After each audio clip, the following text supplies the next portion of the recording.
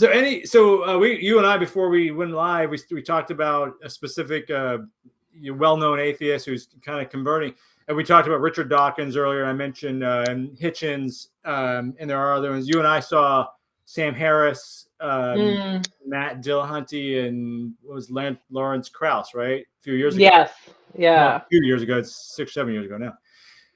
So do you still follow any specific person, any podcast, any books that you think, this is something, if I had to give someone to listen to or watch or read, what is something on your list? So I think, my entry into the world of atheism on YouTube, you can't avoid stumbling into the four horsemen, right, Yeah. of atheism. And so that was my say who those are, so people don't know. Well, you just kind of said a lot of their names anyway. Oh, okay. Just if you had them, I tried. Yeah. So Dawkins and Hitchens and Harris. Who was Lawrence Krauss? No, it was the older dude with the scraggly hair. He had I remember. Anyway, I can't remember either. So Mary Jane could look that up and she'll put it in the notes. Yeah, somebody put it in the chat. Who was the fourth horseman? The four horsemen. Yeah, for the atheist movement. But they're all white men. And that isn't the most appealing to me. And again, nothing about white men. My husband is a white man. My son is a white man. And as are you. Denning. Yeah, there you go. Larry put it in the chat. Denning. Oh yeah. The fourth horseman. Dennis Den. Yeah, okay. Thank you, Larry. Yeah. And Randy did too. Oh, very good. I'm only seeing Larry for some reason. I don't know. You have a different list because Randy just posted. And I haven't seen Larry, so. Okay. Well, thanks, honey. Randy's my partner. Yeah. So, I think that is where you're going to see the most content. Is about because they did. There was a bunch of time where they were doing tons of debates with religious folks and but I had to move on from that because there's a lot of misogyny still in, just like there is in the structures of the church and in religion. There was and is a lot of misogyny still, even in atheism, especially if there's no diverse representation at the table or people's voices being amplified. Yeah. Then they don't represent everybody, right? And so I think that they do important work. And who else do we have, and so my very first kind of feminist atheist role model was Ayaan Hirsi Ali. She was she was Somali born, but lived in the Netherlands most of her life. And she ended up she grew up in the Netherlands and served in their parliament for a period of time.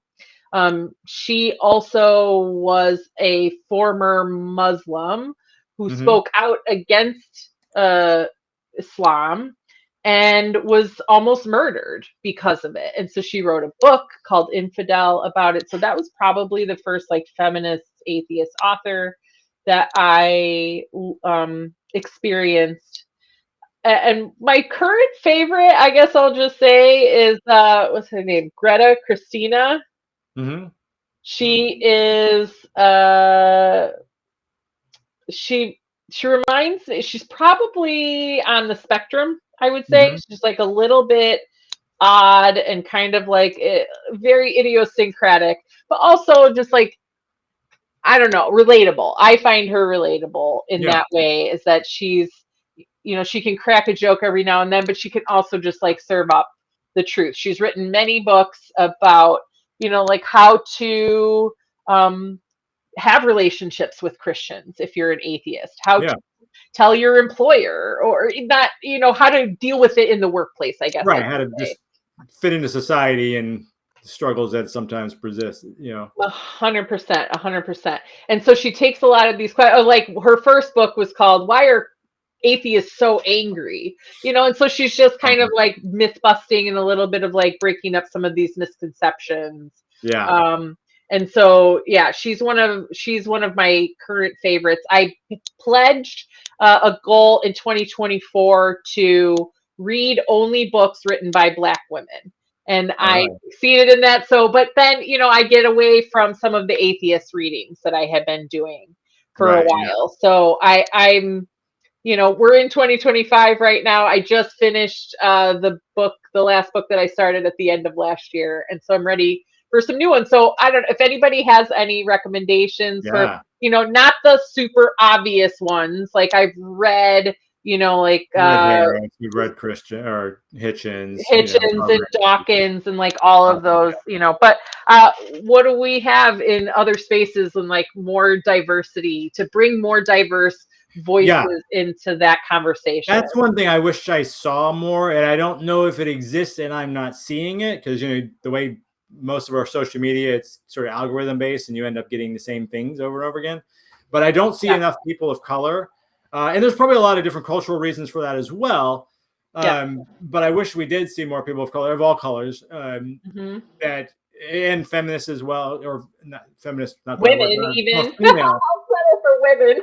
Yeah, more women, and then also people of color. And that would be interesting to explore with someone. So if anyone's out there that fits any of those, I mean, you're obviously a woman, but I mean, a person of color specifically, because I'd love to delve into some of the cultural issues, because I think there are some different issues there that you and I maybe never experienced. Right, 100%. In terms of our culture, our family, and that kind of stuff, there's some definitely some deep roots within. Because I grew up in the South, so blacks and whites living together is pretty common. Obviously, with all the problems they had too. So I'm fairly familiar with, say, black churches and the community down there, because that's what I grew up around. And I grew up in a pretty mixed area of town in school, but at the same time, they're very religious. And I say they again, it's not one monolith, but as you broad strokes, it's a pretty religious group. And I'm sure to break away from that is the same struggles you and I have, but it's maybe stronger in some ways, But I would love to talk to somebody